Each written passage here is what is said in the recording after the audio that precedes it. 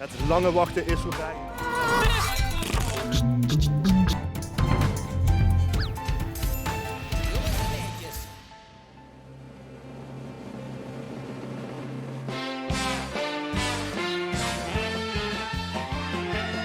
Druk wordt zo groot, want ook andere grote carnavalsevenementen deden we inmiddels wel live op televisie. Dat de mensen zeggen, waarom is dit LVK? Is toch live op de radio? Dan kunnen ze er toch ook een camera bij zetten. Ook vanuit de politiek kan ik me nog herinneren. Van jongens, dat LVK moet toch live op televisie. En het heeft tot 2002 geduurd voordat we de eerste live finale op televisie hadden.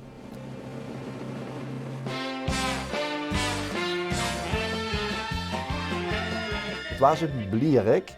Ja, door won Frans Kronenberg voor het eerst een live televisieuitzending van het LVK. En het had meteen impact. En op de eerste plaats geëindigd de winnaar van het Limburgs Vastelavondsliedjesconcours 2002, Frans Kronenberg met Wie de Herjot Limburg had gemaakt. Wie de Herjot Limburg had gemaakt. Het hele pleitje en wat het leeg is en wie de beweging van camera's zien en wie er gepresenteerd wordt. Ja, dat wordt in die beginjaren natuurlijk niet nog gekeken, maar dat is in de loop van de jaren enorm veranderd. En waar leidt dat aan?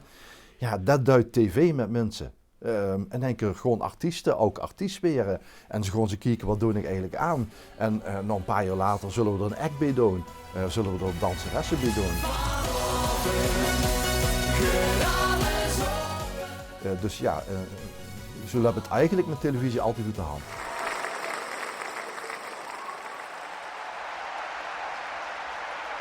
Het is onze grote regionale wedstrijd. Het is onze voice. Het is toch van belang wie er gaat winnen. En weer zeg maar de toekomstmuziek binnen de vastelovend gaat bepalen. Liedje nummer 18, hand in hand van Vastelovend Hulsberg, 15 punten. 15 puntje voor de geleende van de jury, toes van de sms'en en het bellen. En nu is het de grote vraag wat er gaat gebeuren. Het is altijd mooi als het verlossende woord op het allerlaatste gesproken geweren. Vorig jaar grepen ze net mis, dit jaar kregen ze 16 punten, spik en span. In 2013 bij het LVK, dat wordt georganiseerd door de Hopstokkers in Zwalmen. En de Hopstokkers zelf hebben in hun logo een meulen. En er was een gans nagedacht over het decor. Er was een decorploeg gemaakt, die hebben dit in elkaar gezet. En ik weet dat mijn BL1 de regie, productie zo'n beetje had van, nou, moet eens kijken wat dat gaat weer en zo. Maar ik vind het LVK van Zwalmen van 2013 met die meulen en zeg maar de regenboogkleuren toen al. En dat hele decor wat er gemaakt is, dat knalde er echt uit.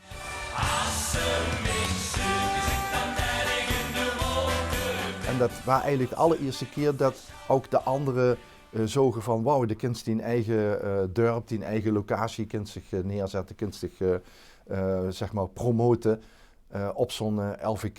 En ik denk dat met die meulen en die wieken gingen ook nog rondrijden, dat een manier nog op het laatste moment te maken, en dat kost op afstand bedienen.